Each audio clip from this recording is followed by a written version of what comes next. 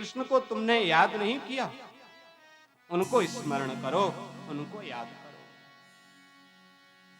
वृथा खेदयसे देवी अहो चिंतातुरा कथम। तुम क्यों चिंतातुर होती हो, क्यों दुखी होती हो? उन परमात्मा श्री कृष्ण का स्मरण करो ना, जिसने द्रौपदी का कष्ट मिटाया। आपको पता ही है द्रौपदी का प्रसंग।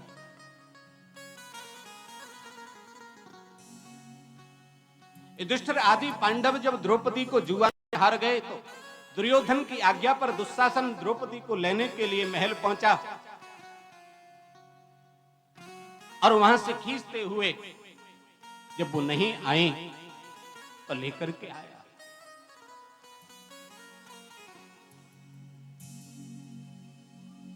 द्रौपदी ने मन में विचार किया, मैं छत्राणी हूं,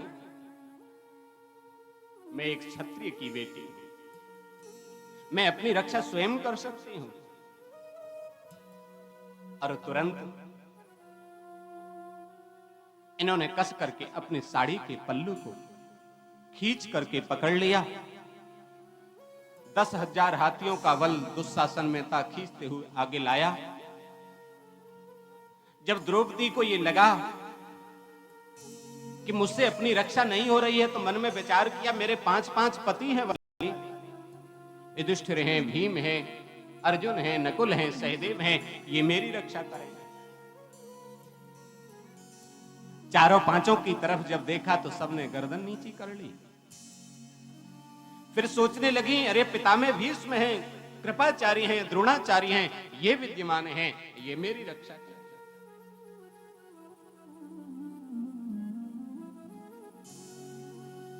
सबने अपनी अपनी गर्दन नीचे कर ली। तब द्रौपदी को एहसास हुआ कि वास्तव में संसार में कोई किसी का नहीं है।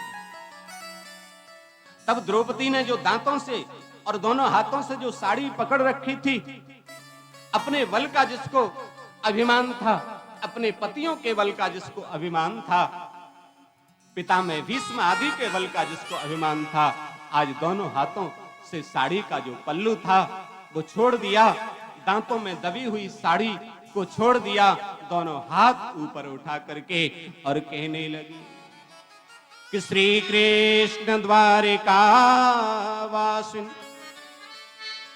कृष्ण गोपी जन प्रिय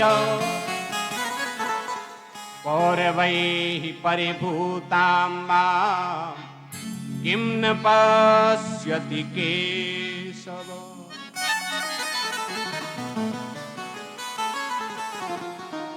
हे द्वारिकावासी श्री कृष्ण, क्या तुम्हें दिखाई नहीं दे रहा? कौरवैः परिभूतां मां किं न पश्यति। हे केशव, इन कौरवों के द्वारा सताई जाती हुई क्या तुम्हें मैं दिखाई नहीं दे रही हूं?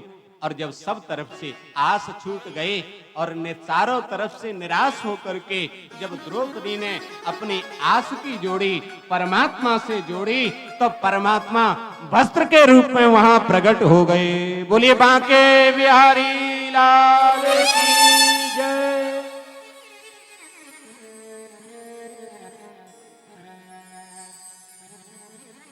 10,000 हाथियों का बल जिस दुशासन में था, वो खींचते खींचते थक गया, किंतु द्रौपदी के शरीर से वस्त्र को अलग न कर सका। पता ही नहीं चल रहा है कि साड़ी बीच नारी है कि नारी बीच साड़ी है। ऐसी स्थिति उत्पन्न हो गई। आज नारद जी कहते हैं, तुम उन श्री कृष्ण का स्मरण करो ना,